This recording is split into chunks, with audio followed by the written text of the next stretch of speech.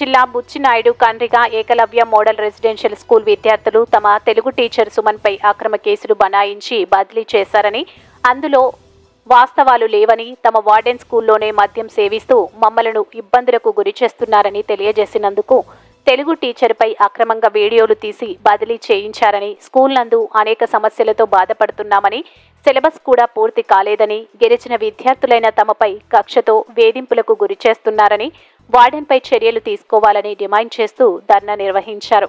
ఈ సందర్భంగా గిరిజన సంఘాల నేతలు, గిరిజన సంక్షేమ సంఘం రాష్ట్ర కన్వీనర్ బిఎల్ శేఖర్, విద్యా కమిటీ చైర్మన్ భావన, మెంబర్ దీపిక మరికొంతమంది స్థానికులతో కలిసి విద్యార్థులకు తమ సంఘీభావాన్ని తెలియజేస్తూ వార్డెన్పై చర్యలు తీసుకోకపోతే భవిష్యత్తులో ఉద్యమిస్తామని, స్కూల్ నందు శానిటేషన్, మెను తదితర విషయాలు పాటించాలని విజ్ఞప్తి చేశారు.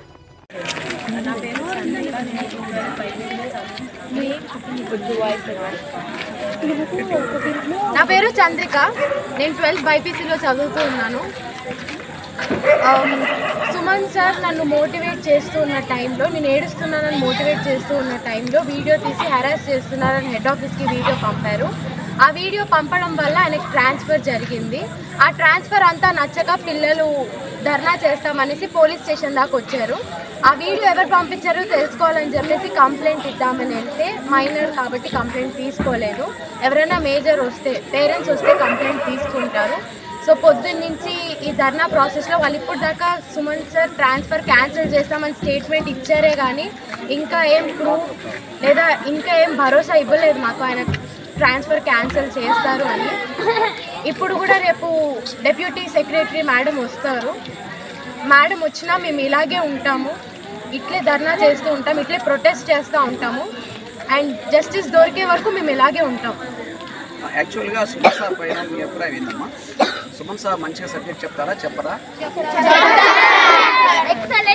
ఎక్సలెంట్ చెప్తారు. కానీ మరి ఆయన సుమన్ సార్ మీద ఎందుకు ఉపయోగం వచ్చింది?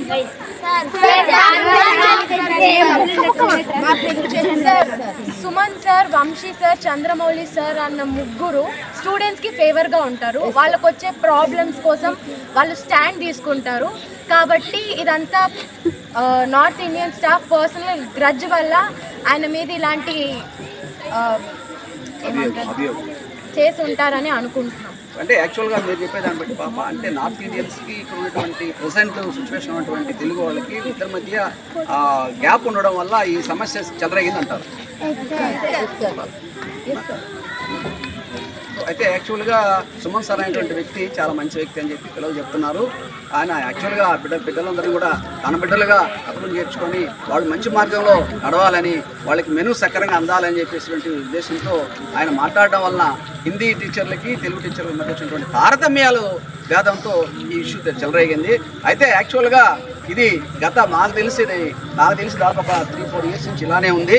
ఎప్పుడైతే నార్త్ ఇండియా నుంచి హిందీ టీచర్స్ వచ్చారో ఇదే కాదు, ఈ ఏఎంఆర్ స్కూలు బిఎన్ కండ్రిగనే కాదు, ఎక్కడైతే చంద్రశేఖరపురం, కొడలూరు మండలం, నెల్లూరు జిల్లా ఉందో ఆ పవర్ కాన్స్టిట్యున్సీ, అలానే ఎక్కడైతే ఓజిల్ మండలం, ఓజిల్లో BN Kandriga, Ojili AMR school ఉందో అలాగనే బిఎన్ కండ్రిగా, తర్వాత ఇట్లా ఎక్కడైతే హిందీ స్టాఫ్ రావడం వల్లనే పిల్లలకి ఫుల్ఫిల్గా సబ్జెక్ట్ చెప్పకపోగా కనీసం వాళ్ళ నామ్స్ ప్రకారం హిందీ టీచర్స్ ఒకసారి జాయిన్ అయిన తర్వాత అట్లీస్ట్ 40 days కల్లా కూడా వాళ్ళు మాతృభాష నేర్చుకొని మాతృభాషలో పిల్లలకి సబ్జెక్ట్ చెప్పకపోయినా కనీసం వాళ్ళ మధ్య ట్రాన్సాక్షన్ జరగాలి, తెలుగులో మాట్లాడాలి.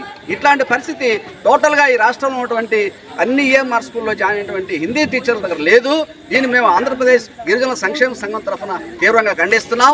ఈ విషయాలు పలుసార్లు ప్రిన్సిపల్ సెక్రటరీ సదాభార్గవి గారికి కూడా వాట్సాప్ మెసేజ్ ద్వారా పంపించాం. అయితే మేడం గారు జార్ఖండ్ ఎలక్షన్ డ్యూటీ ఉండడం వల్ల కొంత జాప్యం అయింది. ఇందులో భాగంగా రేపు ఎల్లుండో కూడా మేము వెళ్ళి సదాభార్గవి గారికి, ప్రిన్సిపల్ సెక్రటరీ గారికి రిపోర్ట్ అంతా అందజేయబోతున్నాం. అయితే ఏదేమైనా బట్టి కూడా ఈ హిందీ టీచర్లు నార్త్ సైడ్ నుంచి రావడం వల్లనే అనేక ఈఎంఆర్ స్కూల్లో ఇబ్బందులు జరుగుతున్నాయి. ఒక మాటలో చెప్పాలంటే మెనూ సక్రంగా లేదు, శానిటేషన్ సక్రంగా లేదు.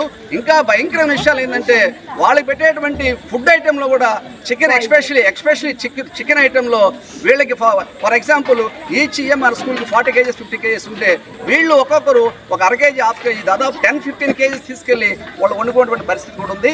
ఇవన్నీ కూడా మా దృష్టికి వచ్చున్నాయి, మేము స్టడీ చేస్తున్నాం. కాబట్టి దీన్ని ఇప్పుడైనా కూడా జిల్లా కలెక్టర్ గారు స్పందించి, అలాగే మన ప్రిన్సిపల్ సెక్రటరీ సరదా భార్గవ్ గారు, ఐటీడీ పిఓ గారు స్పందించి వెంటనే తక్షణ చర్యలు తీసుకొని వాళ్ళ మీద కఠిన చర్యలు తీసుకోవాలని చెప్పి చెప్తున్నాం. ఇంకొక ప్రధానమైనటువంటి ఇష్యూ వచ్చింది.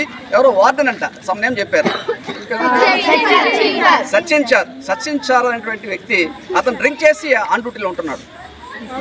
ఎట్లాంటి బాధాకర విషయం అంటే మేము చూసాం చాలా ఏఎంఆర్ఎస్లో హిందీ టీచర్ వాళ్ళు కొన్ని సమస్యలు ఉన్నా కూడా డ్రింక్ చేస్తున్నారనేటువంటి సమస్య రాలేదు. ఇక్కడ ప్రత్యేకంగా ఉంది కాబట్టి అతన్ని కూడా కఠిన చర్యలు తీసుకొని అతన్ని సర్వీస్ నుంచి రిమూవ్ చేయాలని చెప్పి కోరుతున్నాం. ఇట్లా ఒక్కొక్కరుగా మనం చెప్పుకుంటూ పోతే ఎస్పెషలీ గర్ల్స్ చెప్తున్నారు, బాయ్స్ కూడా చూసాం. బాయ్స్ దాంట్లో కూడా వాళ్ళు కూడా కొన్ని విషయాలు చెప్పారు. అసలు సిలబస్లు కాలేదు. ముఖ్యంగా 10th క్లాస్ విషయానికి వస్తే 1/3 సిలబస్ కూడా కాలా. కాబట్టి ఇకనైనా కూడా ప్రిన్సిపల్ సెక్రటరీ గారు సదా భార్గవ్ గారు స్పందించి ఈ పిల్లలకి న్యాయం చేస్తారని చెప్పేసి మేము అనుకుంటున్నాం, చేయాలని కూడా మేము డిమాండ్ చేస్తున్నాం. నా పేరు లక్ష్మీ శేఖర్, గిరిజన సంక్షేమ సంఘం రాష్ట్ర కన్వీనర్గా పనిచేస్తున్నాను. యానాది సంఘాల మహాకూటమిలో వర్క్ చేస్తున్నాను.